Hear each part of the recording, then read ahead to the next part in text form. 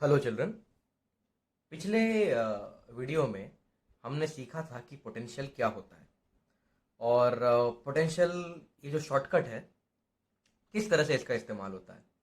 अगर हमें किसी पॉइंट का पोटेंशियल पता है और अगर उस पॉइंट पे एक चार्ज इन्फिनिटी से लाया जाए तो जो वर्क होता है वो हमें तुरंत पता चल जाता है। तो पोटेंशियल पता करने से work to bring a charge from infinity इस बात का पता लगाना आसान हो जाता है। तो अब हम अलग अलग शेप्स और कॉन्फ़िगरेशन की वजह से पोटेंशियल निकालना सीखेंगे। तो चिल्ड्रन, ये एक इक्विलैटरल ट्रायंगल है। यहाँ पे चार्ज क्यू क्यू और क्यू दिया है। हमें सेंट्रॉइड यानी कि ठीक बीचों बीच पोटेंशियल निकालना है। चिल्ड्रन, हमें potential due two point charge पता है, वो होता है के क्यू बाई आर। बस उसी फॉर्मूला का यूज करना है। अब प्रॉब्लम ये है कि हमें पोटेंशियल यहां निकालना है लेकिन हमें ये डिस्टेंस नहीं पता। तो सबसे पहले ये डिस्टेंस हमें निकालनी पड़ेगी।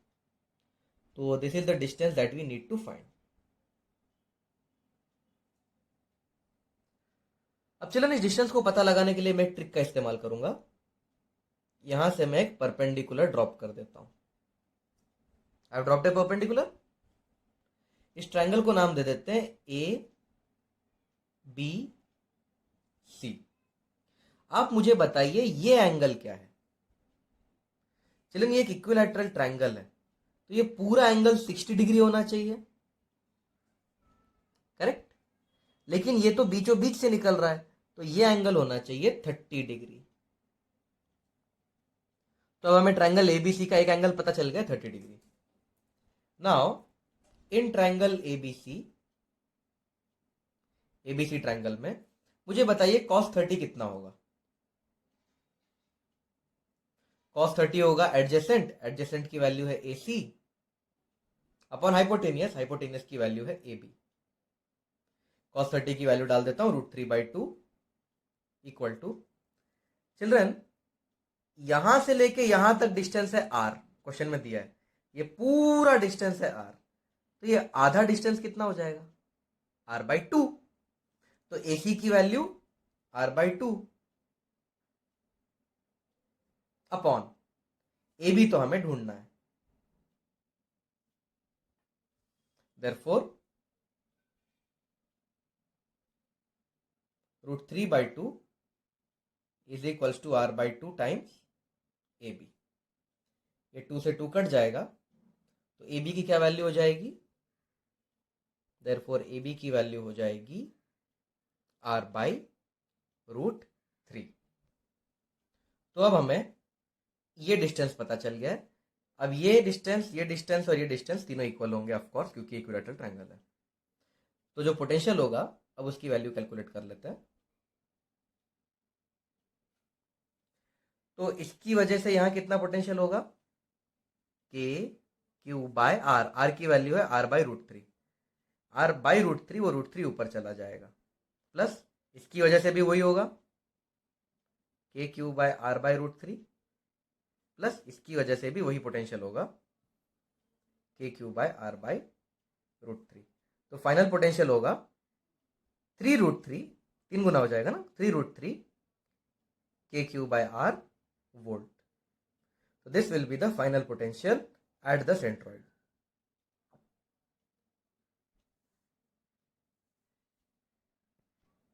अगला क्वेश्चन, एक क्लॉक है, उसकी रेडियस r है। तो क्लॉक बना देते हैं। ये हो गई क्लॉक।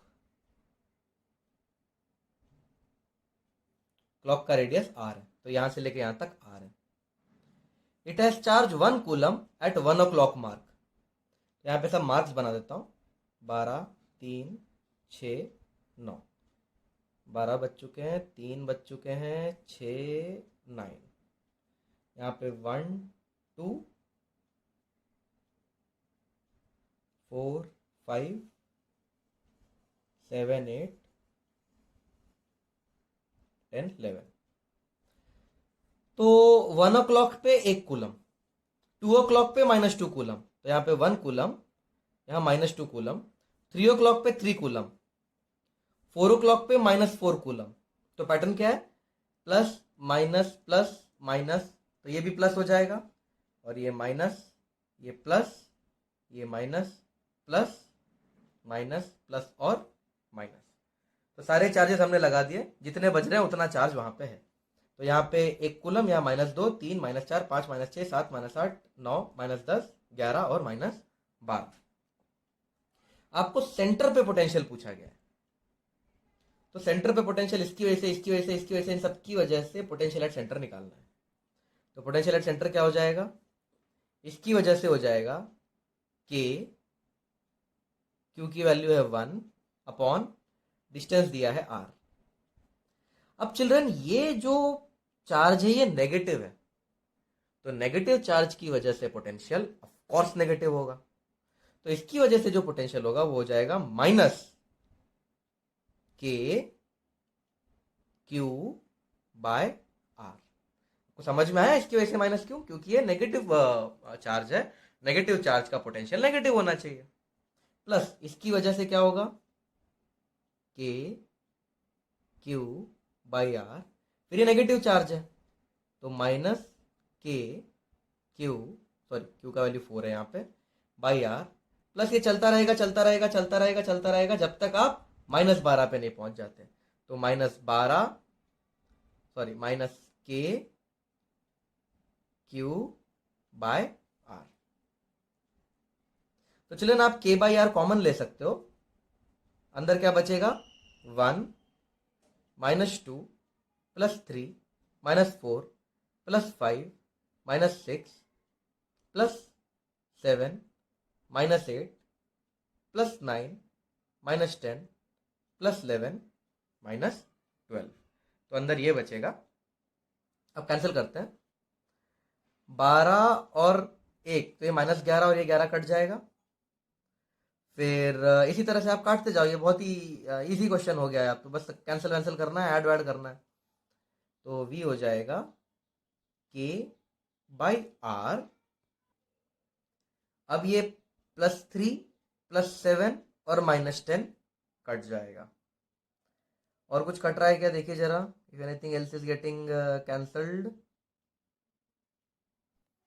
ठीक है, तो -2 -4 -6, फिर -6 और -6 -12 -20, तो सारे माइनसेस -20 हो जा रहे हैं, और +14, 9 और ये 14 हो जाएंगे। तो the net potential at centre will become -6 के बाई आर वोल्ट्स।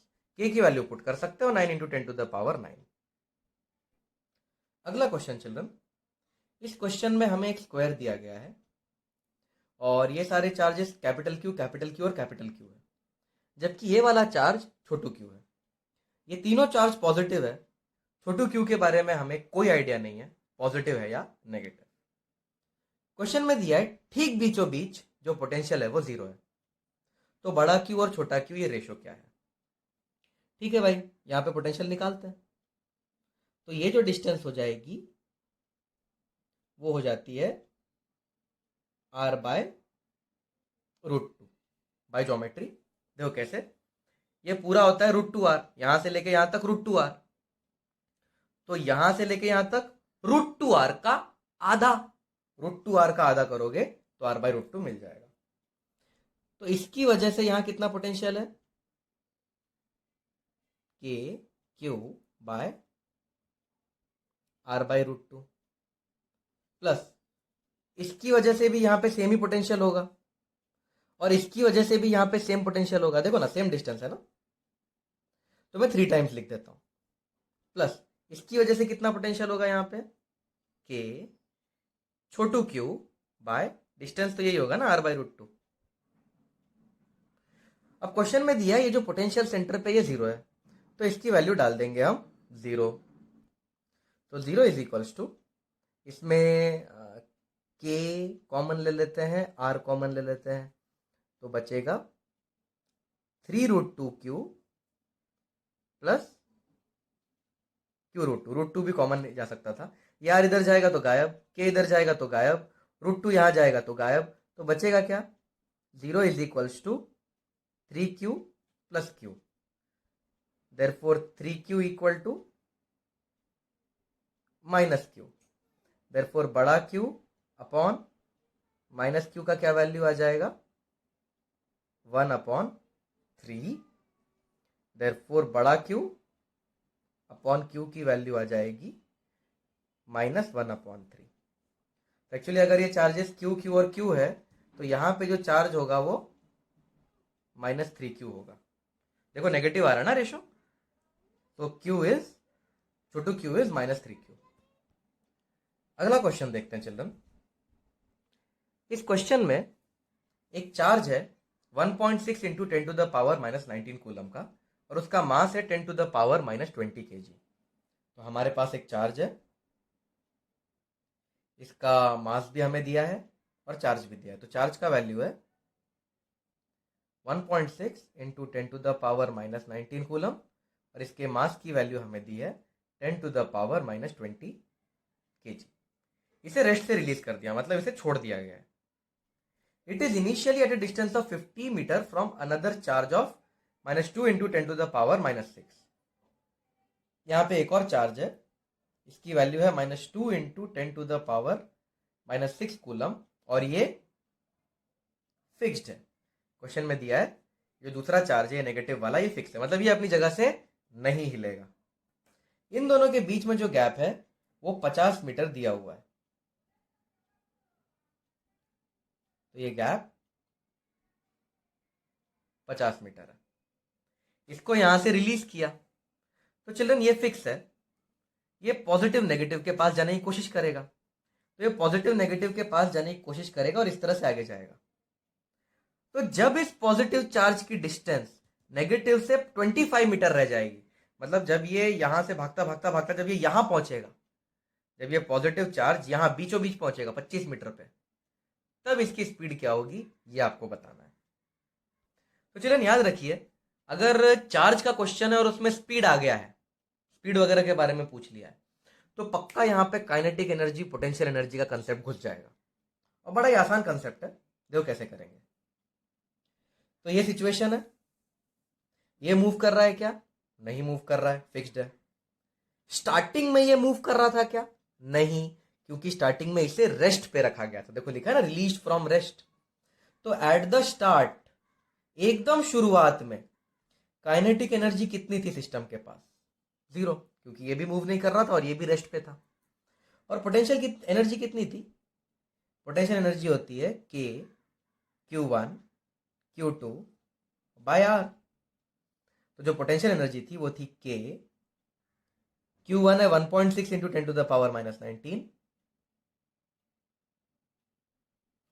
Q2 है माइनस, तो माइनस साइन आगे डाल देता हूं, 2 इंटू 10⁻⁻6 अपॉन डिस्टेंस है 50 मीटर। तो स्टार्टिंग की काइनेटिक एनर्जी और पोटेंशियल एनर्जी पता चल गई। अब एंड सिनेरियो क्या है, देखो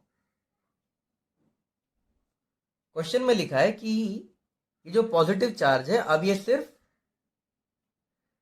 25 मीटर दूर रहेगा, नेगेटिव चार्ज अभी भी रेस्ट पे है, लेकिन ये पॉजिटिव चार्ज भाग रहा होगा। ओके, ये अभी मोशन में है। तो चिल्ड्रन अब बताओ, अब काइनेटिक एनर्जी कितनी होगी। इसके पास तो काइनेटिक एनर्जी नहीं है, पर इसके पास जरूर है काइनेटिक एनर्जी। कितनी काइनेटिक एनर्जी होगी, हाफ इंटू, इसका मास दिया है 10⁻⁻20 m इंटू, इसकी वेलोसिटी नहीं पता, तो एंड कंडीशन की काइनेटिक एनर्जी पता चल गई और एंड कंडीशन की पोटेंशियल एनर्जी भी पता चल जाएगी। पोटेंशियल एनर्जी होता है K Q1 Q2/R²। तो ये रहा पोटेंशियल एनर्जी, K Q1 की वैल्यू है 1.6 इंटू 10⁻⁻19 इंटू Q2 की वैल्यू है माइनस, तो यहाँ पे माइनस आगे डाल देता हूं, 2 into 10⁻⁻6 K Q1 Q2 upon, अब R की वैल्यू हो गई है 25। ये देखो, तो स्टार्ट की काइनेटिक एनर्जी पोटेंशियल एनर्जी पता चल चुकी है, एंड की काइनेटिक एनर्जी पोटेंशियल एनर्जी पता चल चुकी है। अब तो बस यही करना है, law of conservation of energy लगाना है। Kinetic energy initial plus potential energy initial equal to kinetic energy final plus potential energy final, बस यही करना है। तो चलो यहां तक लिख लो, मैं भी पेज टर्न करूंगा। तो चिल्ड्रन यहाँ पे मैंने आपके लिए स्टार्ट की काइनेटिक एनर्जी, स्टार्ट की पोटेंशियल एनर्जी, एंड की काइनेटिक एनर्जी और एंड की पोटेंशियल एनर्जी को इक्वेट कर दिया है। इसको अब मैं यहाँ लेके आ जाता हूँ। तो इसको अगर मैं यहाँ लेके आ जाऊंगा तो ये प्लस हो जाएगा। फिर इन दोनों में अपन कॉमन निकाल लेते हैं। कॉमन क्या आ जाएगा? के कॉमन आ जाएगा, 1.6 इंटू 10⁻⁻19 कॉमन आ जाएगा, 2 इंटू 10⁻⁻6 कॉमन आ जाएगा। ये यहाँ पे जाएगा तो ये प्लस हो जाएगा, तो प्लस 1/25 माइनस, यहाँ पे माइनस साइन है ना, minus 1/50 is half into 10⁻⁻20 into V square. अब बस हमें वैल्यूज पुट करना और कैलकुलेशन करना है। अब तो यही बचा है इस क्वेश्चन में, वैल्यूज पुट करके कैलकुलेशन करना है। के की वैल्यू पुट कर देता हूँ, 9 इंटू 10⁻9 इंटू 1.62 को लिख देता हूँ 3.2, ये हो जाएगा 10⁻⁻25 और एलसीएम आ जाएगा 52 माइनस 1/50। इस 2 को इधर भेज देता हूँ, 10⁻⁻20 को यहां भेज देता हूं, ये हो गया वी स्क्वायर की value. Just calculations are required now, तो दिस विल बिकम 9 इंटू, ये हो जाएगा चिल्ड्रन ये और ये, 25 में से 9 जाएगा तो 16 बचेगा, तो 10⁻⁻16। लेकिन ये 10⁻20 है, ये ऊपर -20 है, ऊपर जाएगा तो 10⁻20 हो जाएगा। तो ये 10⁻−16 प्लस 20 यानी कि 10⁻4 हो जाएगा, इनटू ये 2 1 सा कर देता हूं, इसको 25 सा कर देता हूं। ओके, तो 9 ये कर लिया इंटू 3.2, इसको भी हमने कंसिडर कर लिया, इसको भी कर चुके, इसको भी कर चुके, ये काट के बचा 25 नीचे, इक्वल टू वी स्क्वायर। तो v की वैल्यू हो जाएगी, इसको रूट लेंगे तो 3 होगा, इसका रूट लेंगे तो 5 होगा, यहाँ बचेगा अंडर रूट 3.2, 10⁻4 का रूट लेंगे तो आएगा 10⁻2 मीटर पर second. You can solve this and get the final answer. I am not interested in the calculations, calculations आप लोग कर सकते हो। नेक्स्ट क्वेश्चन देखो चिल्ड्रन, एक अल्फा पार्टिकल है, उसे प्रोजेक्ट किया है with speed v0 towards the fixed gold nuclei. तो यहां पे हमारे पास एक गोल्ड न्यूक्लियाई है, गोल्ड का न्यूक्लियस है ये, और यहां पे एक अल्फा पार्टिकल है। अल्फा पार्टिकल को हमने जोर से फायर किया है, कितने स्पीड से? v0 स्पीड से इसे फायर किया हुआ है, और कोई खास इंफॉर्मेशन दी नहीं हुई है। इसके बाद फिर पूछा है find the distance of closest approach if alpha particle was release from A far away point. यानी इन दोनों में काफी डिस्टेंस है, काफी दूर है ये दोनों। तो find the distance of closest approach. अब ये डिस्टेंस ऑफ क्लोजेस्ट अप्रोच क्या होता है? डिस्टेंस ऑफ क्लोजेस्ट अप्रोच का मतलब है, चलिए ना, गोल्ड का न्यूक्लियाई है, यानी कि ये पॉजिटिव चार्ज से ही बना होगा। न्यूक्लियस कौन से चार्ज से बना होता है? पॉजिटिव चार्ज से। और ये अल्फा पार्टिकल है, अल्फा पार्टिकल भी ऑफकोर्स क्या होता है? Positive charge. तो ये भी पॉजिटिव चार्ज है, ये भी पॉजिटिव चार्ज है। तो चलन ये दोनों एक दूसरे को रिपेल करेंगे, पर मैंने इसे जबरदस्ती यहां फेंक दिया, तो क्या होगा? जैसे जैसे अल्फा पार्टिकल गोल्ड न्यूक्लियाई के पास जाएगा, अल्फा पार्टिकल रिपेल होगा, तो अल्फा पार्टिकल स्लो होता जाएगा। तो ये इस तरह से यहां से आते आते आते आते आते आते आते आते स्लो होके स्लो होके स्लो होके स्लो होके रुकेगा और फिर रिटर्न चला जाएगा। अल्फा पार्टिकल के साथ यही होगा ना, ये पहले जाएगा जाएगा जाएगा, रिपल्शन की वजह से स्लो होगा स्लो होगा स्लो होगा, रुकेगा और फिर जोर से रिपेल हो जाएगा। तो इसको हमने हिट किया, ये यहां जाके जब ये यहां पे रुकेगा तो ये गोल्ड न्यूक्लियाई के सबसे नजदीक है। तो आपसे पूछा जा रहा है कि जब ये गोल्ड न्यूक्लियाई के सबसे नजदीक है, वो डिस्टेंस पता करो। इसे कहते हैं डिस्टेंस ऑफ क्लोजेस्ट अप्रोच। ये नजदीक से नजदीक, पास से पास, कितना पास जा सकता है गोल्ड न्यूक्लियाई के, ये हमें पता लगाना है। तो चिल्ड्रन, गोल्ड के बारे में दिया हुआ है, गोल्ड न्यूक्लियाई का जो एटॉमिक नंबर है, Z मतलब एटॉमिक नंबर होता है, आपने केमिस्ट्री में पढ़ा होगा, एटॉमिक नंबर 79 है। मतलब इसके पास 79 प्रोटॉन्स हैं, करेक्ट? तो इसके पास चार्ज कितना है? Charge of gold is 79 times charge of 1 proton. तो हम इसे ई लिख देते हैं। यहां पे ई क्या है? Charge of 1 proton. तो गोल्ड न्यूक्लियाई में 79 प्रोटॉन होते हैं, तो गोल्ड न्यूक्लियाई का चार्ज 79 ई। ई क्या है? Charge of 1 proton. अब चार्ज ऑफ अल्फा निकालते हैं। अल्फा बना होता है 2 प्रोटॉन और 2 न्यूट्रॉन से। तो अल्फा किससे बना है? 2 प्रोटॉन 2 न्यूट्रॉन। तो अल्फा बना है 2 प्रोटॉन 2 न्यूट्रॉन। तो मैं ऐसा लिख सकता हूं, इसके पास चार्ज है क्योंकि 2 प्रोटॉन से बना है 2e। और चिल्ड्रन, क्योंकि अल्फा पार्टिकल 2 प्रोटॉन और 2 न्यूट्रॉन से बना है, तो इसका जो मास होगा वो होगा 4 एटॉमिक मास यूनिट, 4 AMU। अब चिल्ड्रन, क्वेश्चन में दिया है, अब हम स्टार्टिंग की काइनेटिक एनर्जी और पोटेंशियल एनर्जी को एनालाइज करते हैं। तो ये सारा नेसेसरी इंफॉर्मेशन है। चार्ज पता चल गया हमें, इसका भी चार्ज पता चल गया, मास पता चल गया, सारी नेसेसरी इंफॉर्मेशन पता चल गई। अब हम स्टार्टिंग की बात करते हैं। स्टार्ट में ये जो डिस्टेंस है काफी बड़ा है, क्वेश्चन में दिया है alpha particle was release from A far away point. तो ये काफी बड़ा पॉइंट है, तो इस डिस्टेंस को हम इन्फिनिटी मान लेंगे। तो स्टार्टिंग में पोटेंशियल एनर्जी कितनी हो जाएगी? जब दो चीजें इन्फिनिटी पे होती है तो पोटेंशियल एनर्जी कितनी मानते हैं हम? 0। और स्टार्टिंग में काइनेटिक एनर्जी कितनी हो जाएगी? इसके पास तो कुछ नहीं है काइनेटिक एनर्जी, ये फिक्स है। गोल्ड का न्यूक्लियाई फिक्स है, काइनेटिक एनर्जी इसके पास है। तो इसके पास कितनी काइनेटिक एनर्जी है? हाफ इंटू इसका मास है 4 AMU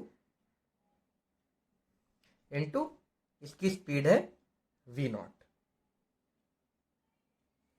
तो स्टार्टिंग की के और पी पता चल गई। अब चिल्ड्रन एंड की बात करते हैं। एंड कब होगा? At closest approach.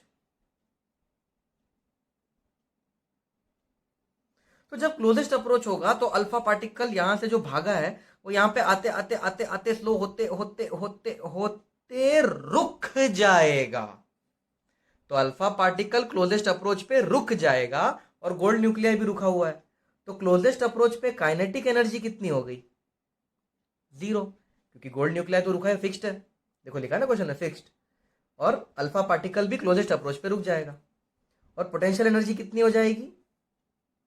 के इंटू इसका चार्ज है 79 times charge of proton into इसका चार्ज है 2 इलेक्ट्रॉन, के Q1 Q2 upon R, where R is what? R is the distance of closest approach. इन दोनों के बीच का जो सबसे छोटा डिस्टेंस है वो R है। तो हमें R ढूंढना है, we are interested in R। अब स्टार्ट का KEP और एंड का KEP सेम होना चाहिए by law of conservation of energy. तो अब मैं वही चीज यहां पे लगाता हूं। स्टार्ट में KE का वैल्यू है, स्टार्ट का KE कितना है? Therefore half into 4 AMU into V0 square is के की, ये स्टार्ट का KEP हो गया। अब एंड के KEP से स्टार्ट कर देते हैं, इक्वेट कर देते हैं। एंड का P है, के का वैल्यू है 9 into 10 to the power 9 into 9 2 जार 18, 7 2 जार 14 प्लस 1 15 इंटू ई करेंगे तो ई स्क्वायर अपॉन आर। तो इस इक्वेशन की मदद से आपको आर की वैल्यू मिल जाएगी। तो 2 1 जा तो 2 2 जा 2 AMU into V0 square is 9 into 10 to the power 9 into 158 into E square upon R. तो मैं एक स्टेप और कर देता हूं, इसके बाद calculation I leave it as an exercise. तो 2 टाइम्स, चलिए AMU को केजी में कैसे कन्वर्ट करते हैं?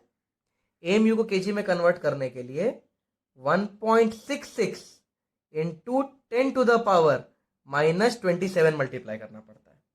तो 2 AMU का बना दिया हमने केजी इंटू V0 स्क्वायर की वैल्यू नहीं दी है, वो V0 स्क्वायर ही रहेगा, is equal to 9 into 10 to the power 9 into 158 into charge of proton कितना होता है? 1.6 इंटू 10 टू द पावर -19 और इसका करना है द होल स्क्वायर। ये सारे नंबर्स हैं, ये सारे नंबर्स हैं और नीचे है आर।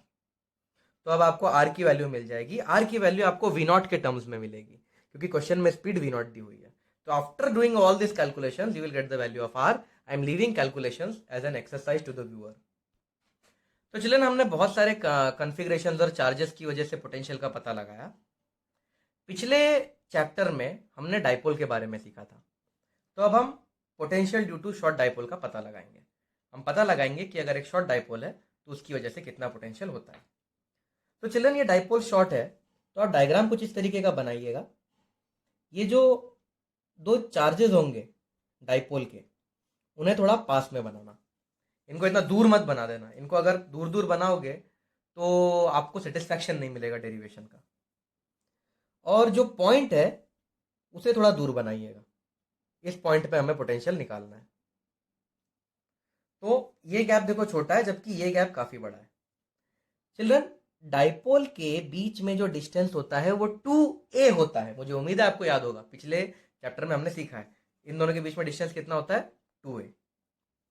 और इस पॉइंट का डिस्टेंस कहां से मापते हैं? डाइपोल के सेंटर से. तो डाइपोल के सेंटर से इस पॉइंट तक का जो डिस्टेंस है वो है r. ओके. और ये एंगल है थीटा. अब मुझे ये डिस्टेंस पता नहीं, ये डिस्टेंस पता नहीं. पोटेंशियल निकालने के लिए तो मुझे ये डिस्टेंस पता होनी चाहिए और ये डिस्टेंस भी पता होनी चाहिए. ये दोनों डिस्टेंस पता नहीं है. पता नहीं है तो क्या करें? पता लगाते हैं. ये देखो, ये डिस्टेंस हमें पता लगानी है, यहां से लेके यहां तक की डिस्टेंस.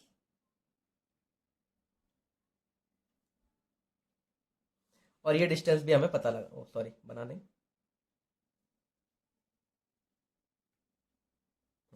ये डिस्टेंस पता लगानी है और ये डिस्टेंस भी पता लगानी है.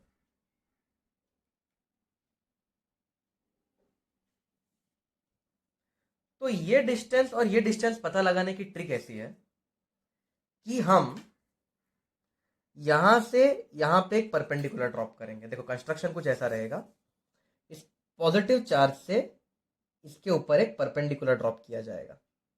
ये देखो, इस तरीके से एक परपेंडिकुलर मैंने ड्रॉप कर दिया.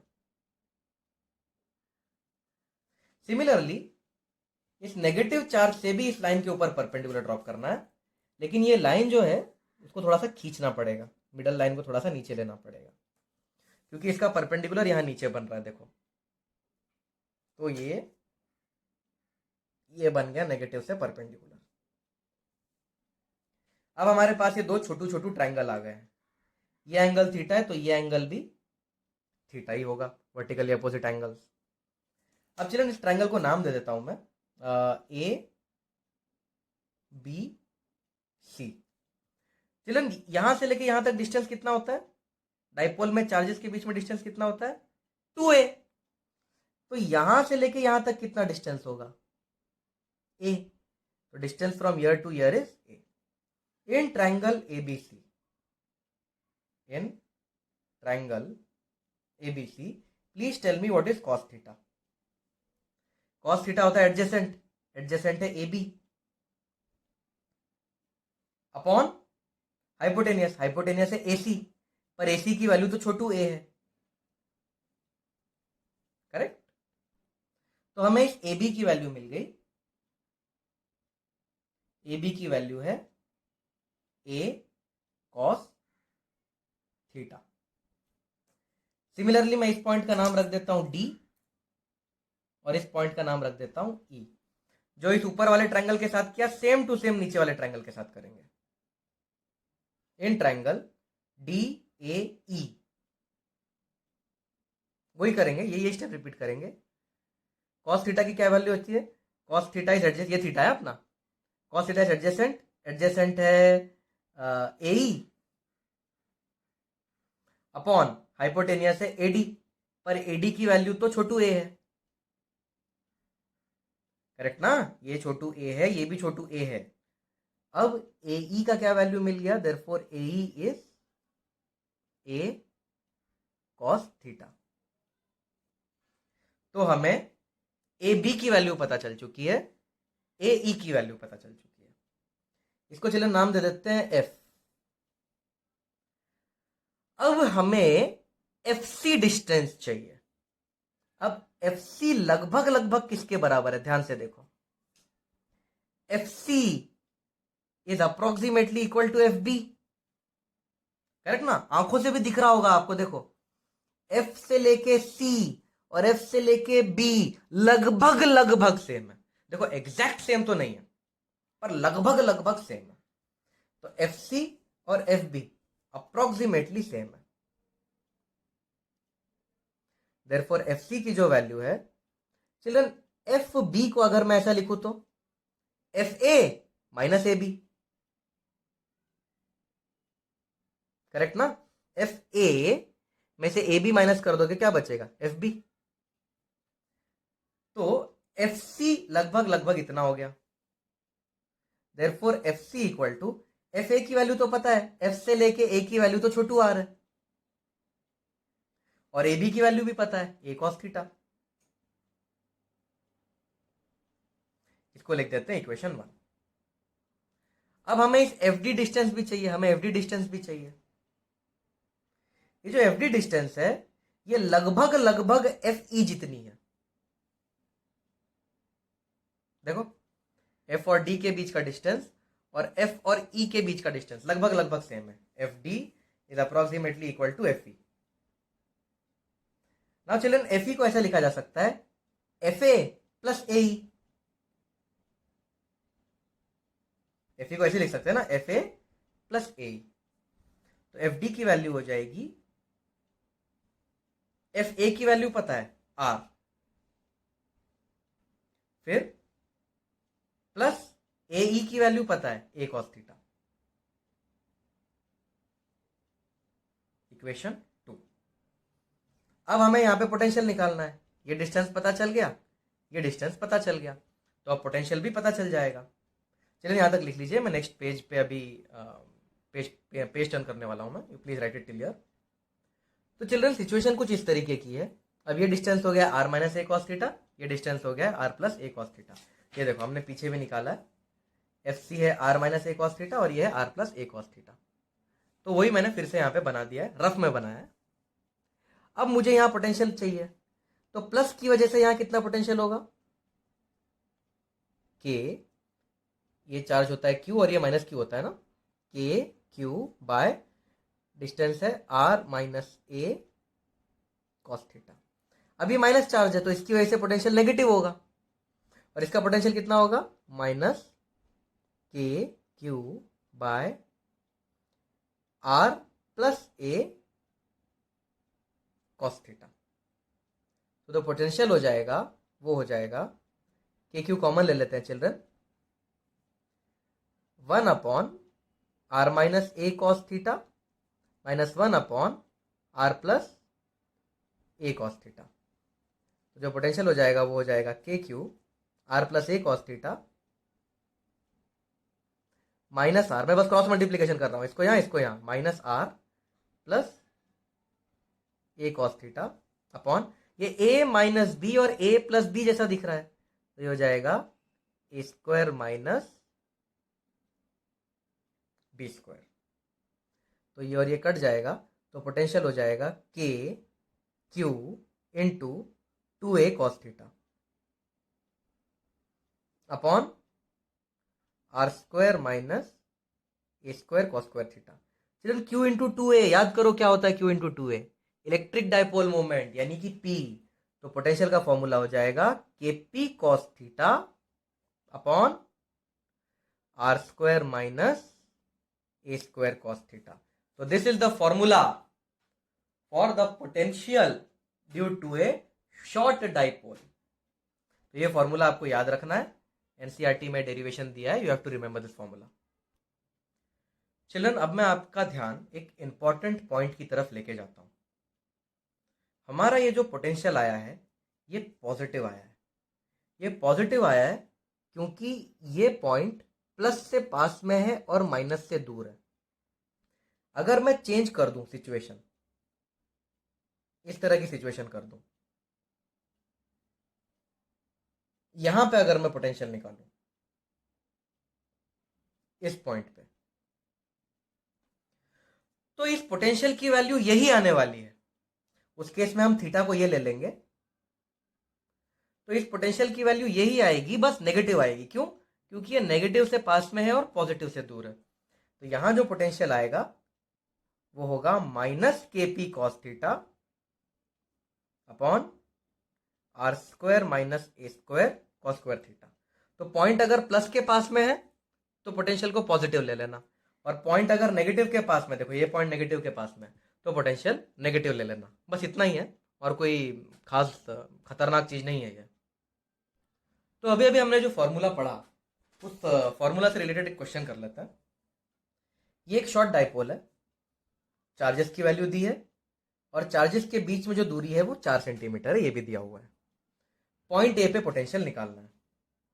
तो पोटेंशियल का फॉर्मूला हमें पता है, K P cos theta upon are square minus A square cos square theta. तो सबसे पहले हम पी निकाल लेते हैं। हमें पता है पी का वैल्यू होता है क्यू इंटू 2a। चार्ज की वैल्यू है 2 माइक्रोकूलम, तो 2 माइक्रोकूलम इंटू 2 इंटू, हाँ चिल्ड्रन 2a याद रखना, डाइपोल के वक्त भी सिखाया था। ये 2a अगर लिखा है तो 2 इंटू नहीं लिखते। 2a का मतलब होता है डिस्टेंस बिटवीन द चार्जेस। तो 2a यहां पे कितना है, डिस्टेंस बिटवीन द चार्जेस कितना है, 4 सेंटीमीटर। तो 2a का वैल्यू 4 सेंटीमीटर है, तो ये हो जाएगा 4 into 10 to the power -2 metre. Calculation metre में करना पड़ेगा ना। तो p की वैल्यू हो जाएगी 4 2 8 into 10 to the power -8 coulomb metre. तो p की वैल्यू मिल गई। थीटा की वैल्यू दी है 60 आर, यानी कि डाइपोल से डिस्टेंस दिया हुआ है 2 मीटर। तो सारी इंफॉर्मेशन है, तो पोटेंशियल एट ए पता चल जाएगा। तो पोटेंशियल एट ए हो जाएगा के P cos theta upon are square minus A square cos square theta. Therefore potential at A हो जाएगा, के की वैल्यू है 9 into 10 to the power 9 into p की वैल्यू है 8 into 10 to the power -8, cos theta है cos 60 half होता है, upon are square, r की वैल्यू है 2 मीटर, 2 मीटर का स्क्वायर करोगे तो 4 मीटर हो जाएगा, minus A square. Children A यहां पे 2 सेंटीमीटर है, 2a की वैल्यू 4 सेंटीमीटर है। देखो 2a की वैल्यू 4 सेंटीमीटर है, यहां से 2a की वैल्यू 4 सेंटीमीटर है, तो a की वैल्यू 2 सेंटीमीटर होगी। तो a की वैल्यू हो गई 2 सेंटीमीटर। तो a स्क्वायर करूंगा तो 2 सेंटीमीटर होता है 2 इंटू 10 टू द पावर -2, फिर उसका भी स्क्वायर कर दिया, फिर cos 60 का स्क्वायर करूंगा तो 1/4 हो जाएगा, क्योंकि cos 60 हाफ होता है, उसका स्क्वायर करूंगा तो 1/4 हो जाएगा। तो ये हो जाएगा 2 1 ज़ा 2 4 ज़ा 9 18 27 36, 9 4 ज़ा 36, और ये 10 की पावर तो 360 अपॉन 4 माइनस, ये हो जाएगा 4 into 10 to the power -4 upon 4। तो it will become 360 upon, children 4 में से 4 माइनस, अगर 4 में से 10 टू द पावर -4 मतलब 0.0001 सब्ट्रैक्ट करोगे तो आंसर आएगा 3.999। लगभग लगभग 4 ही आने वाला है आंसर। 4 में से 10 टू द पावर -4 माइनस करोगे, लगभग लगभग 4 ही आएगा। तो आंसर है 90 वोल्ट। तो ए का वोल्टेज हमें मिल गया। The potential at A is approximately equal to 90 volt. अब चिल्ड्रन क्वेश्चन में एक चीज और पूछी है, also find the work done in bringing charge of 1 microcoulomb from point A to point B. A से लेके बी तक अगर मैं एक चार्ज 1 कूलम चार्ज को पकड़ के ला रहा हूं, मतलब ए पे एक चार्ज रख दिया 1 माइक्रोकूलम, उसे मैं बी तक लेके आया, तो कितना वर्क मुझे करना पड़ेगा ये निकालते हैं। तो चिल्ड्रन अगर मुझे ए की पोटेंशियल पता चल गई है, देखो पोटेंशियल का काम देखो कितना अच्छा होता है।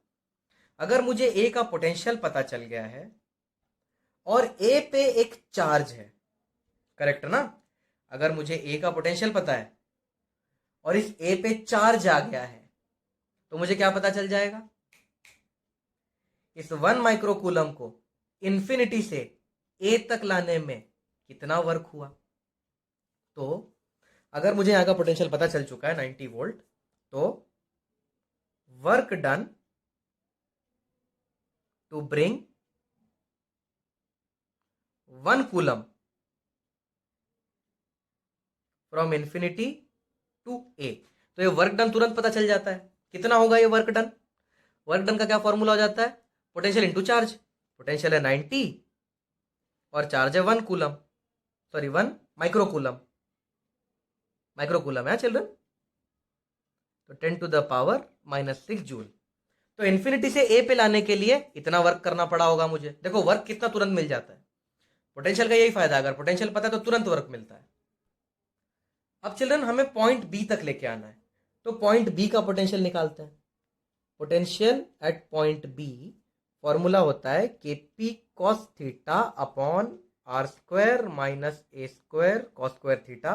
लेकिन बी के लिए थीटा का वैल्यू क्या है? 90 डिग्री, और कॉस 90 कितना होता है? 0। तो what is the potential at B? 0। तो what is the work done to bring charge from infinity to B? 0। Potential 0 है तो ये भी 0 होगा। तो इंफिनिटी से अगर ए तक लाना है तो कितना वर्क करना पड़ा चिल्ड्रन हमें? 90 इंटू 10 टू द पावर -6। तो इंफिनिटी से ए तक लाना है तो वर्क करना पड़ेगा 90 इंटू 10 टू द पावर -6। और इंफिनिटी से अगर बी तक जाना है तो कितना वर्क करना पड़ेगा? 0। तो ए से बी तक जाना है तो कितना वर्क करना पड़ेगा बताओ, सोचो। बहुत आसान है, ये जो वर्क करना पड़ेगा ये होगा work from infinity to B minus work from infinity to A. तो जो वर्क हमें टोटल करना पड़ेगा, the work from A to B, A से बी तक, इंफिनिटी से बी तक 0 है और ये है -90 इंटू 10 टू द पावर -6। तो ए से बी तक ले जाने के लिए कितना वर्क करना पड़ेगा? -90 into 10 to the power -6 joule का वर्क करना पड़ेगा। माइनस आया, इसका मतलब है ए से बी जाना, ए से बी ये ऑटोमेटिक जाना चाहिए, और ऑफ कोर्स ए से बी ये ऑटोमेटिक जा सकता है। क्यों? क्योंकि देखो चार्ज है हमारा +1 माइक्रोकूलम, वो इस प्लस से दूर भागना चाहता है और इस माइनस के पास आना चाहता है, करेक्ट ना? तो ये बी पे ऑटोमेटिक आ जाएगा, इसीलिए हमारा वर्क नेगेटिव आया। अगर वर्क पॉजिटिव आता तो हमें जबरदस्ती से खींच के ले जाना पड़ता। वर्क नेगेटिव आया मतलब ये ऑटोमेटिक यहाँ पे आ सकता है, क्योंकि ये प्लस से दूर भागना चाहता है और माइनस के पास आना चाहता है, इसलिए ऑटोमेटिक ये इधर आने की कोशिश कर लेगा। So the work done from A to B is negative as expected result है। ये कोई अजीब सा रिजल्ट नहीं है, ये एक्सपेक्टेड रिजल्ट है। आपको यहां से लेके यहां तक 90 इंटू 10 टू द पावर -6 करना पड़ा, यहां से लेके यहां तक 0 करना पड़ा, तो ये 0 है। तो इसको 0 बनाने के लिए क्या करना पड़ेगा? इसको नेगेटिव होना पड़ेगा। इसका यहां से यहां तक 0 है ना, तो ऐसे घूम के आओगे तो भी 0 आना चाहिए। तो ये पॉजिटिव है तो इसको नेगेटिव तो होना ही पड़ेगा इसका, तब जाके ये पाथ 0 बनेगा। और हाँ चिल्ड्रन, यहाँ एंगल का लोचा नहीं है क्योंकि ये स्केलर है, यही तो फायदा है पोटेंशियल का। स्केलर होने का यही फायदा है, एंगल का लोचा नहीं, लफड़ा नहीं। तो ये एंगल कितना बन रहा है वो टेंशन लेने की जरूरत नहीं। चिल्ड्रन, अगर आपकी ऑब्जर्वेशन स्किल्स अच्छी है तो मैंने एक गलती कर दी है इस क्वेश्चन में, इसी पेज पे एक गलती है। अगर आपकी ऑब्जर्वेशन स्किल्स अच्छी है तो आप मेरी गलती ढूंढ के बताओ। गलती मैंने जानबूझ के नहीं की, मुझसे सच में गलती हो गई है, लेकिन मुझे स्ट्राइक हो गया कि मैंने गलती की है। अब देखते हैं आप वो गलती ढूंढ पाते हो क्या। छोटी गलती है लेकिन उस छोटी गलती की वजह से बहुत गड़बड़ हो गई है। Let me see how many of you can find the mistake. Children, mistake ये है कि मैंने यहाँ पे प्लस और यहाँ माइनस बना दिया, जबकि आप यहाँ पे देखोगे ये माइनस है और प्लस है, जबकि मैंने उल्टा बना दिया। तो यहाँ पे एक्चुअली नेगेटिव चार्ज है, पॉजिटिव नहीं। यहाँ नेगेटिव चार्ज है और यहाँ नेगेटिव नहीं, पॉजिटिव चार्ज है। तो अपना जो पोटेंशियल होगा यहाँ पे देखिए, तो अपना जो पोटेंशियल एट ए होगा, देखो ए नेगेटिव के पास में है, इसीलिए फाइनल आंसर नेगेटिव होना चाहिए। ए नेगेटिव के पास में ना, तो potential at A should be negative. तो ये छोटी सी गलती मैंने कर दी थी, और इसी गलती के बारे में मैं आपको थोड़ी देर पहले ही बताया इसी वीडियो में। तो ये गलतियां होती है, हर स्टूडेंट से होती है, मुझसे भी होती है, इसीलिए सावधानी बरतना बहुत जरूरी है। तो ये वर्क डन भी नेगेटिव हो जाएगा। अब अगर ये नेगेटिव हो गया तो ये नेगेटिव हो जाएगा, और अगर ये नेगेटिव हो गया तो यहां पे ये पॉजिटिव हो जाएगा, और फाइनल आंसर पॉजिटिव हो जाएगा। तो जैसे ही मैंने इस क्वेश्चन को किया, मुझे स्ट्राइक हुआ कि कुछ गड़बड़ है। जब मैंने पेज पलट के देखा तो मैंने चार्ज उल्टे बना दिए थे, और यहाँ पे वोल्टेज नेगेटिव नहीं लिया था। देखो ए का वोल्टेज नेगेटिव होना चाहिए ना। तो चिल्ड्रन, हमारा वर्क डन पॉजिटिव आ रहा है, फाइनल आंसर पॉजिटिव आ रहा है। इसका मतलब है इस ए को बी तक खींच के अगर आपको ले जाना है तो आपको मेहनत करनी पड़ेगी। अपने आप ये यहां नहीं आएगा। क्यों? क्योंकि अपने आप प्लस चार्ज प्लस के पास नहीं आएगा, तो इसको पकड़ के मेहनत करके बी तक लाना पड़ेगा, मेहनत करनी पड़ेगी, इसीलिए वर्क डन पॉजिटिव आया। तो ये ऑटोमेटिक प्रक्रिया नहीं है, ए से बी तक जाना ऑटोमेटिक नहीं है, हमें मेहनत करनी पड़ेगी। अगला कंसेप्ट चलें, अगला question, find the potential due to charge ring of radius R. तो ये चार्ज रिंग है, इसके ऊपर पूरा चार्ज फैला हुआ है, और इसका रेडियस है आर। यहां से लेके यहां तक का डिस्टेंस है एक्स, और यहां पोटेंशियल निकालना है। तो ये बहुत डिफिकल्ट क्वेश्चन नहीं है। तो इस क्वेश्चन में हम क्या करेंगे, एक बहुत ही छोटू सा पीस पकड़ लेंगे इस रिंग का। मान लेते हैं ये छोटू सा पीस, और उस छोटू से पीस पे चार्ज कितना होगा, छोटू सा चार्ज डी क्यू। अब ये डिस्टेंस है आर, ये डिस्टेंस है एक्स, तो हमें ये डिस्टेंस पता चल जाएगी पाइथागोरस बाबा की मदद से।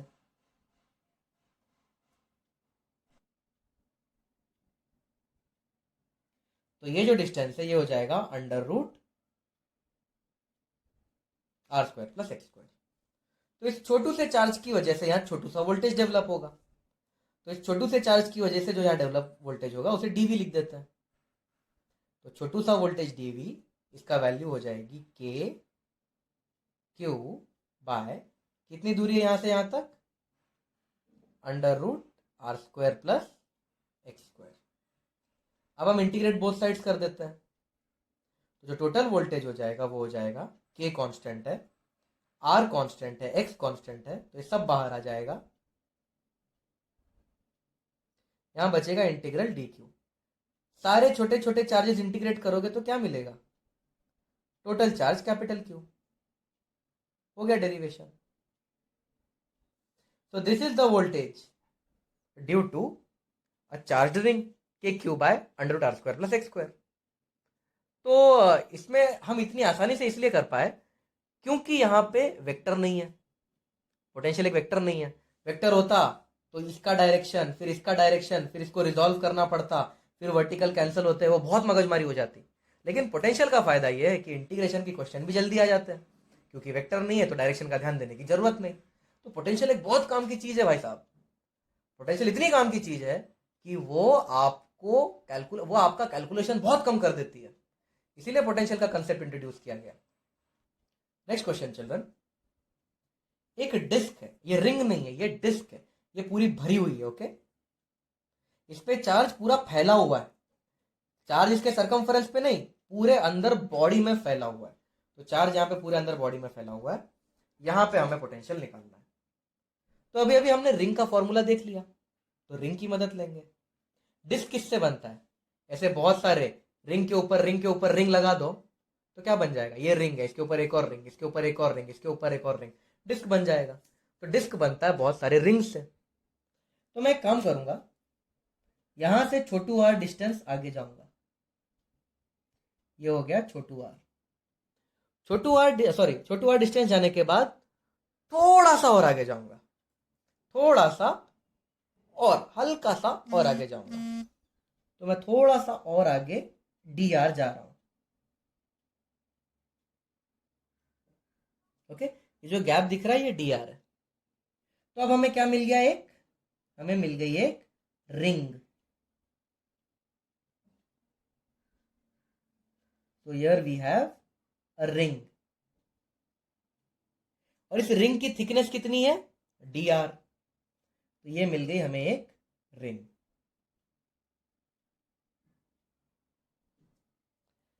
अब ये रिंग बहुत पतली है, जो डी आर है बहुत छोटा है, तो रिंग बहुत पतली है। तो इस रिंग में चार्ज कितना होगा, D Q. So let D Q be the small charge on this ring.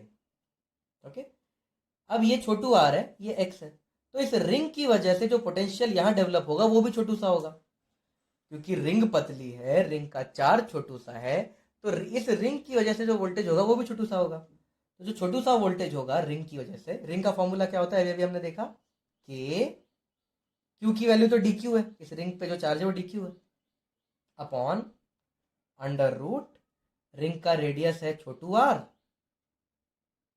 Plus ये डिस्टेंस है एक्स। तो इतना वोल्टेज होगा इस छोटू रिंग की वजह से।